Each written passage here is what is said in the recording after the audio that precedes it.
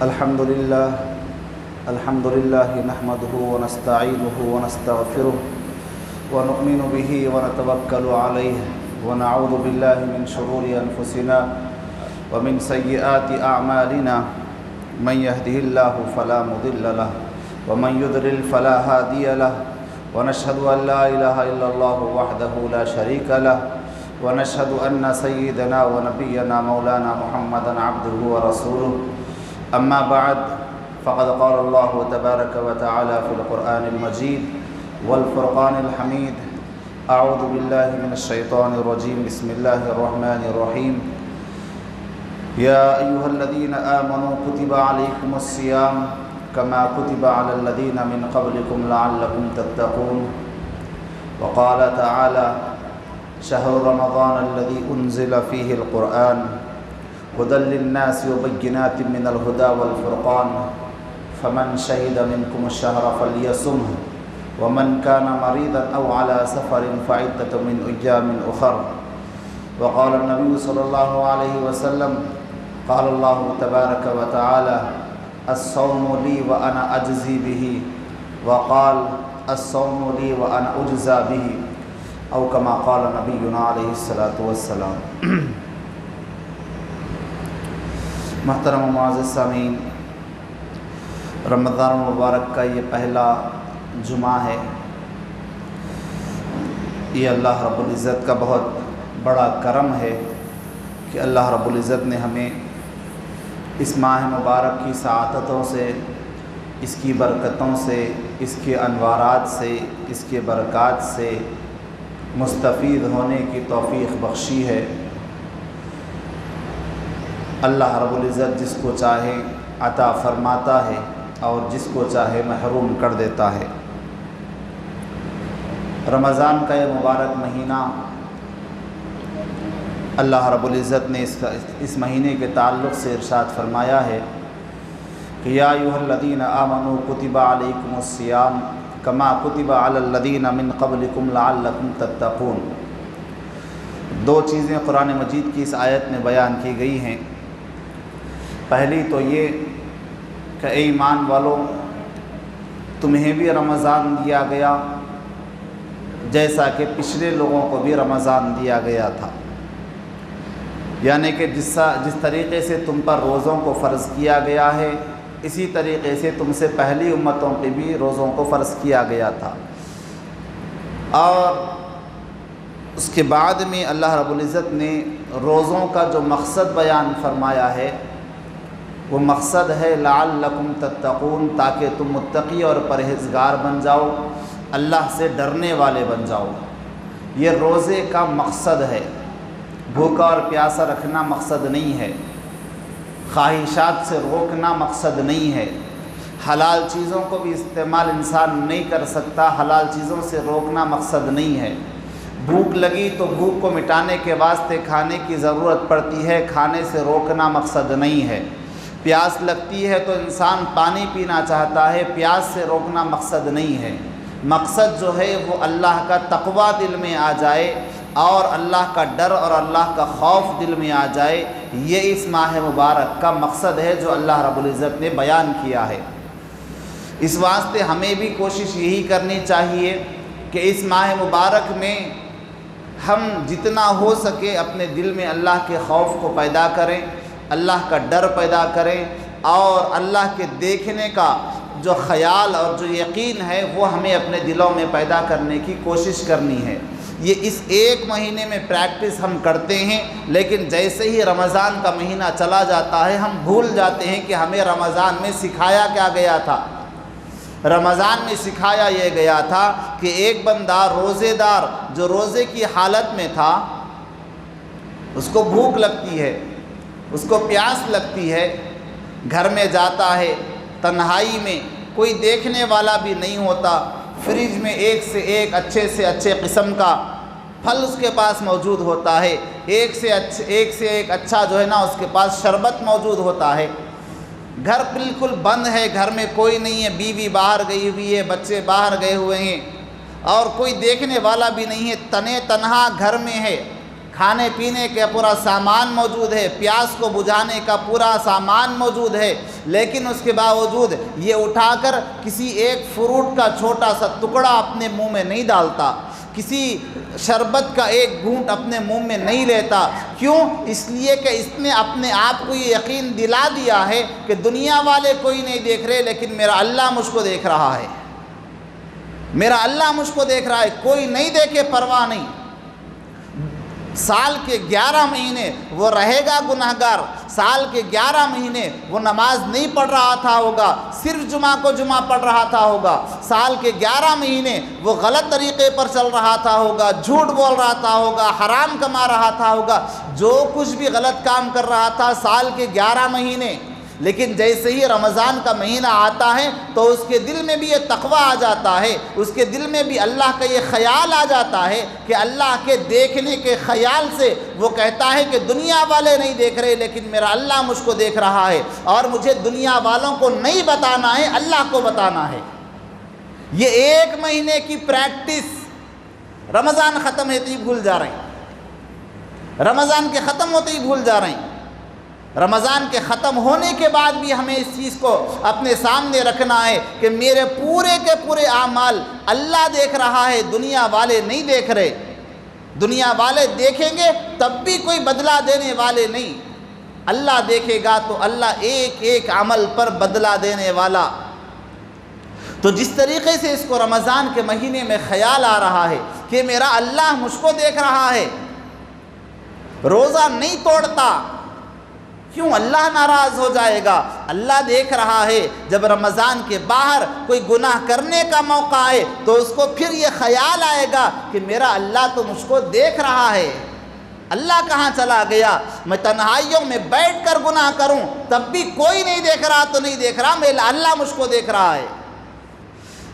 ایک اللہ والوں کے پاس کچھ ان کے مریدین آئے ہوئے تھے، مریدین کا امتحان لینے کے واسطے ان اللہ والوں نے تمام مریدین سے کہا کہ بھائی کل صبح میں امتحان لینا ہے۔ مریدین سے یہ نہیں کہا امتحان لینا ہے کہ کل میں اپنے مریدین کا امتحان لوں گا۔ صبح ہوئی تو ہر ایک مرید کو بلایا دیکھنے کے واسطے کہ کون کس مقام پر پہنچا ہوا ہے، کس کی نظریں کہاں تک پہنچتی ہیں۔ ہر ایک کو بلایا اور بلا کر کہا کہ بھائی صبح میں بلایا، ہر ایک کے ہاتھ میں ایک مرغی دی اور ایک چاقو دی اور کہا کہ اس کو لے جاؤ، لے جا کر کسی ایسی جگہ جا کر ذبح کر کے آنا جہاں پر دیکھنے والا کوئی نہ ہو۔ اس میں سے ایک مرید تھا جو شیخ کو بہت پسند تھا، شیخ اس سے بہت محبت کرتے تھے۔ کچھ دن ہوا تھا آ کر شیخ کی خدمت میں، لیکن شیخ بہت چاہنے لگ گئے تھے۔ اب دوسرے مریدین کو پریشانی تھی کہ بھئی ہم سالوں سے پڑے ہوئے ہیں اور ہمارے سے وہ محبت نہیں، ہمارے سے وہ التفات نہیں، ہماری طرف وہ توجہ نہیں، یہ بیچارہ آ کر چند مہینے ہوئے اس کو اتنا زیادہ چاہنے لگ گئے۔ تو شیخ نے کہا کہ کل صبح میں امتحان ہوگا۔ اب ہر ایک کو بلایا، بلا کر کہا کہ جاؤ، جا کر کسی ایسی جگہ پر کاٹ کر آنا اس مرغی کو کہ کسی کی نظر نہ پڑتی ہو۔ اب ہر ایک آدمی گیا، کسی نے اپنے گھر کے دروازوں کو بند کیا، دریچوں کو بند کیا، کسی نے گھر کے چراغ بجھائے کہ کسی کی نظر نہ پڑ جائے۔ ہر ایک نے ذبح کر کے اپنے شیخ کے پاس مرغی لے کر پہنچ گئے۔ اب یہ جو مرید تھے جو آ کر جن کے صرف چند دن گزرے تھے، جن کے بارے میں دوسرے مریدین کو شکایت تھی کہ شیخ ان کو بہت زیادہ چاہتے ہیں، وہ بھی آئے، لیکن ہاتھ میں چاقو، وہ دوسری ہاتھ میں زندہ مرغی پکڑ کر لائے۔ اب دوسرے خوش کہ دیکھو شیخ کا حکم نہیں مانے، کاٹو بولے تو نہیں کاٹے۔ آئے، آ کر پہنچنے کے بعد میں شیخ نے پوچھا کہ کیا ہوا بھائی، میرا حکم کیوں نہیں مانا، میں نے جو بات کہی تھی پورا کیوں نہیں کی؟ تو انہوں نے کہا کہ حضرت آپ کا حکم ماننے کے واسطے گیا تھا، لیکن آپ کے حکم کو پورا کرنے کا موقع نہیں ملا۔ پوچھا کیوں نہیں ملا؟ کہا کہ حضرت جہاں کہیں میں اس پرندے پر چھری پھیرنے کے واسطے جاتا، آپ نے حکم دیا تھا کہ ایسی جگہ جا کر کاٹنا جہاں پر کوئی نہ دیکھتا ہو۔ حضرت میں جہاں جہاں جاتا وہاں پر اللہ کو دیکھتا ہوا پاتا، میں جس گلی میں جاتا میرا اللہ کی نظر مجھ پر پڑ رہی تھی، میں جس کمرے میں جا کر بند دیواروں کے اندر، بند کمروں کے اندر اپنے گھر کی روشنیوں کو بجھا کر بھی میں اگر اس کو ذبح کرنے جاتا تو میرے اللہ کی نظر وہاں پر بھی مجھ پر پڑ رہی تھی، کیسے میں پھر کاٹ دیتا، کیسے ذبح کر دیتا؟ شیخ نے کہا کہ دیکھو یہی مقام، یہی وہ وجہ ہے کہ یہ 8-10 دن میں اس مقام کو پہنچ گیا، تم سال سال میرے پاس رہ کر بھی اس مقام کو نہیں پہنچے۔ یہ میدانوں میں ہوتا ہے، یہ بازاروں میں ہوتا ہے، یہ محفلوں میں ہوتا ہے، تو اس کو یہ خیال ہوتا ہے کہ میرا اللہ مجھ کو دیکھ رہا ہے۔ جس کو یہ خیال پیدا ہو گیا میرا اللہ مجھ کو دیکھ رہا ہے، پھر شیطان بھی اس سے کترا کر گزرنا شروع کر دیتا ہے، اس کے سامنے آنے کی ہمت نہیں کیا کرتا۔ تو یہ جو چیز ہے اللہ مجھ کو دیکھ رہا ہے، روزے کے اندر خاص طور پر یہ چیز آتی ہے۔ انسان نماز پڑھ رہا ہے تو نماز میں ہو سکتا ہے کہ دوسرے کا خیال آئے، گھر کے بازو والے کیا بولیں گے نماز نہیں پڑھے، تو اس کے واسطے آگے باہر ٹھہرے ہوئے لوگ سب مسجد کو جا رہے ہیں، جاتے جاتے ارے بھائی میں نہیں پڑھا نماز تو لوگ کیا بولیں گے، چلو آ گیا۔ حج کو جا رہا ہے انسان، کیا بھائی اتنے کروڑ پتی آدمی رہ کے حج تک حج کو نہیں گئے کیا، یہ سوال کوئی کر سکتا ہے، اس کے واسطے چلے گیا۔ یا پھر لوگ بولیں کہ بھئی حاجی صاحب اس کے واسطے حج کو چلا گیا۔ زکوٰۃ کا مال نکالا، کیوں نکالے بھئی، لوگاں بولنا بھئی بہت دیتا ہوں، بلکہ ہو سکتا ہے کہ ہر جگہ اللہ کے ساتھ ساتھ مخلوق بھی شامل ہو جائے، لیکن روزہ ایک ایسا عمل ہے جس میں مخلوق کا کوئی دخل نہیں۔ میں اتنا بیان آپ کے سامنے بیٹھ کر یہاں پر کر رہا ہوں، ہو سکتا ہے کہ گھر میں آنے سے پہلے کیا بھئی رات میں تراویح بھی پڑھانا ہے، 1 گھنٹہ بیان بھی کرنا ہے، کہاں ہوتا، کون دیکھنے والا ہے، گھر میں آتے آتے ایک باٹل پانی کا پی لے کے آ گیا، تھوڑا کھا کر آ سکتا، کر سکتا ہوں نا، کوئی دیکھنے والا نہیں ہے۔ اس کا تعلق صرف اور میرے اللہ کے ساتھ ہے۔ آپ بھی سوچیں کہ گرما کا موسم ہے، آج صبح میں سحری میں اچھا نہیں کھایا گیا، کیا کرنا، کوئی دیکھنے والا تو نہیں، دروازہ بند کرو، ایک پانی پی لو اور کچھ فروٹ فریج میں پہلے سے موجود ہیں کھا لو، کھا سکتا ہے لیکن پھر بھی نہیں کھاتا، کیوں؟ اس لیے کہ اس روزے کا تعلق صرف اور صرف اللہ کے ساتھ ہے، مخلوق کے ساتھ نہیں ہے۔ مخلوق کے دیکھنے کا نہ دیکھنے کا کوئی خیال یہاں پر پیدا نہیں ہوتا۔ اسی واسطے اللہ فرماتا ہے کہ دوسرے اعمال میں مخلوق کا تھوڑا بہت اثر ہو سکتا تھا، سب نماز پڑھ لیے، اس کے واسطے میں بھی پڑھ لیا، سب حج کو جا رہے تھے میرے کو بھی شوق ہو گیا میں بھی چلا گیا، سب زکوٰۃ دے رہے تھے میں بھی دے لیا، لیکن روزہ ایک ایسا عمل ہے جو صرف اور صرف خالص اللہ کے لیے رکھا جاتا ہے۔ اللہ فرماتا ہے کہ جب روزہ میرے واسطے رکھا گیا تو بدلہ بھی میں ہی دوں گا، بدلہ بھی میں ہی دوں گا۔ ہر عمل کا بدلہ اللہ ہی دیتا ہے، لیکن دینے کا جب موقع آتا ہے نمازیوں کو بلایا جائے گا کہ نمازیوں آؤ اپنا بدلہ لو، فرشتہ کھڑے ہو کر رہے گا، وہ کہے گا کہ نمازیوں یہ تمہارا ثواب ہے، لے کر جاؤ۔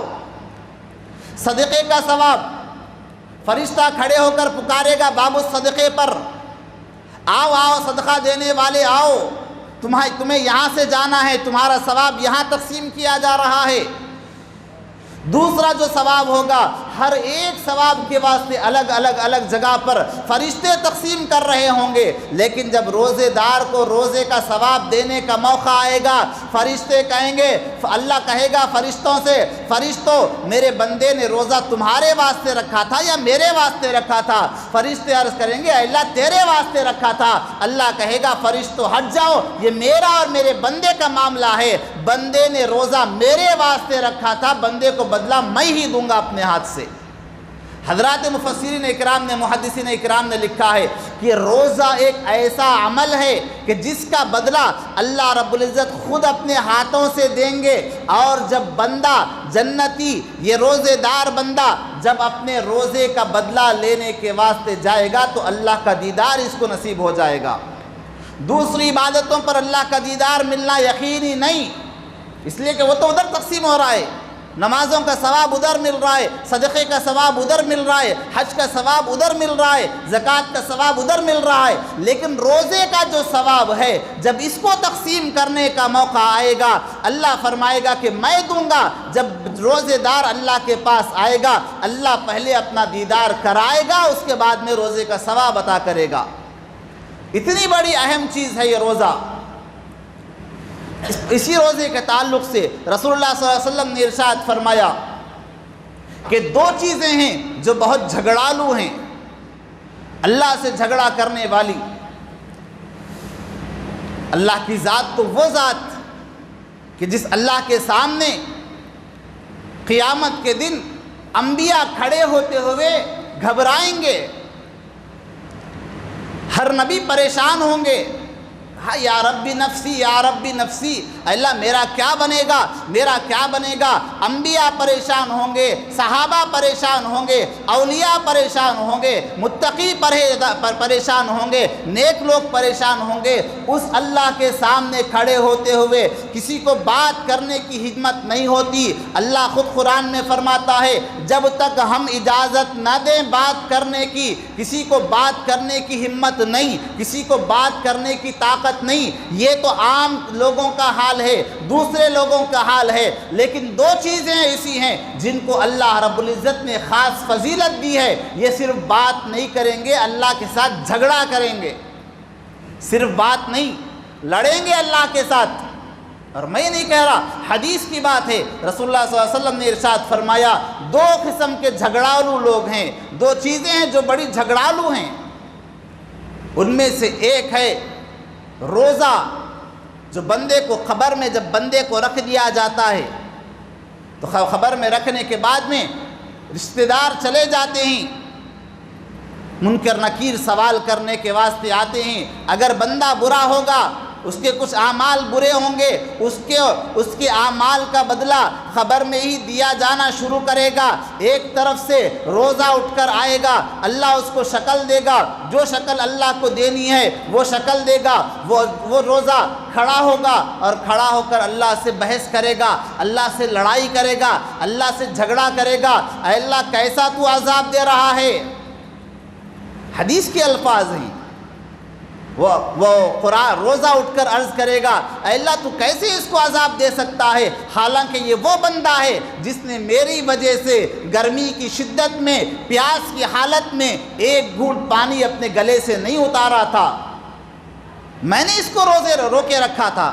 یہ چاہتا تو کھا سکتا تھا، یہ چاہتا تو پی سکتا تھا، یہ چاہتا تو اپنی پیاس کو بجھا سکتا تھا، اپنی بھوک کو بجھا سکتا تھا، لیکن میرے واسطے روزہ کہے گا، میرے واسطے اس نے کھانا چھوڑا، اس نے پینا چھوڑا، آج میری سفارش کو اس کے حق میں قبول کیا جائے، جب تک میری سفارش قبول نہیں ہوگی میں خاموش نہیں بیٹھوں گا، روزہ کہے گا۔ دوسری طرف سے قرآن اٹھے گا، قرآن اٹھ کر کہے گا اے اللہ یہ کیا اس بندے کو عذاب دیا جا رہا ہے، اے اللہ یہ تو مجھے پڑھا کرتا تھا، تراویح میں سنا کرتا تھا، راتوں کو اٹھ کر مجھے پڑھا کرتا تھا، اے اللہ تو اس کو عذاب کیسے دے سکتا ہے۔ ادھر سے قرآن اٹھ کر بحث کرے گا، ادھر سے قرآن اٹھ کر جھگڑا کرے گا، ادھر سے روزہ اٹھ کر جھگڑا کرے گا۔ رسول اللہ صلی اللہ علیہ وسلم نے ارشاد فرمایا اتنا جھگڑیں گے یہ دونوں، اتنا جھگڑیں گے کہ اللہ رب العزت آخر کار ان کے جھگڑے کو قبول کر کے اس مردے کی اور اس نعش کی مغفرت کے فیصلے فرما دے گا۔ کون؟ جس قبر میں باپ ساتھ نہیں دیتا، جس قبر میں بھائی ساتھ نہیں دیتا، جس قبر میں بینک بیلنس کام نہیں آتا۔ پوچھ کر دیکھیں کسی قبر میں جانے والے کے بھائی کو کہ بھائی آپ کو اپنے بیٹے سے، اپنے بھائی سے بڑی محبت تھی، آپ بھی جا کر ساتھ میں سو جاؤ، کوئی سونے کے واسطے تیار نہیں ہوتا۔ پوچھ کر دیکھیں کسی ماں کو جو اپنے بیٹے کی محبت میں کئی سال مر جانے کے بعد میں روتی ہے، اس ماں سے کہہ کر دیکھیں کہ جا کر بیٹے کی خبر میں بیٹے کے بازو سو جائے، کوئی ماں ساتھ نہیں دیتی، کوئی باپ ساتھ نہیں دیتا، کوئی بھائی ساتھ نہیں دیتا۔ خبر کی منزلیں بڑی سخت ہیں میرے بھائیوں۔ حضرت عثمان غنی رضی اللہ تعالیٰ عنہ قبر کے پاس سے گزرتے تھے تو آنکھوں میں آنسو آتے تھے، اتنا روتے تھے، اتنا روتے تھے۔ حضرات صحابہ کرام نے، ساتھیوں نے پوچھا کہ بھئی کیا بات ہے، آپ کے سامنے دوسرے چیزوں کے بھی تذکرے ہوتے ہیں، جہنم کے تذکرے بھی ہوتے ہیں، آپ نہیں روتے، عذابوں کے تذکرے بھی ہوتے ہیں، آپ نہیں روتے، اللہ کی پکڑ کے تذکرے بھی ہوتے ہیں، آپ نہیں روتے، جب خبر کا ذکر ہوتا ہے آپ اتنا روتے ہیں کہ آپ کی آنکھوں سے آنسو ٹپکتے ٹپکتے آپ کی داڑھی کو بھگو دیتے ہیں، آپ کے سینے کو بھگو دیتے ہیں۔ حضرت عثمان غنی نے فرمایا لوگوں تم نہیں جانتے، قبر کے مسئلے بڑے اہم ہیں، قبر کے مسئلے بڑے اہم ہیں۔ جو پہلی منزل سے آسانی کے ساتھ گزر جائے گا اس کی آخرت کی منزلیں تمام منزلیں آسانی کے ساتھ گزر جائیں گی، اور جو پہلی منزل میں پکڑا گیا، جو پہلی منزل میں پھنس گیا، اس کے بعد کی اس کی ہر منزل اور بھی مشکل ہوتی چلی جائے گی، اور بھی مشکل ہوتی چلی جائے گی۔ اس کے واسطے اگر کوئی اپنی قبر کو، اپنی قبر میں اپنے ساتھ محافظ رکھنا چاہتا ہے، اپنے ساتھ سیکیورٹی رکھنا چاہتا ہے، تو اس کو چاہیے کہ وہ روزوں کو صحیح طریقے سے ادا کرے، وہ روزوں کو صحیح طریقے سے ادا کرے، اور رمضان کے اس مبارک مہینے میں صحیح طریقے سے قرآن پڑھے۔ صرف رمضان میں نہیں، سال بھر ہمارا قرآن کے ساتھ تعلق ہونا چاہیے۔ یہی وہ دو چیزیں ہیں جو خبر میں ہمارے ساتھ آنے والی ہیں۔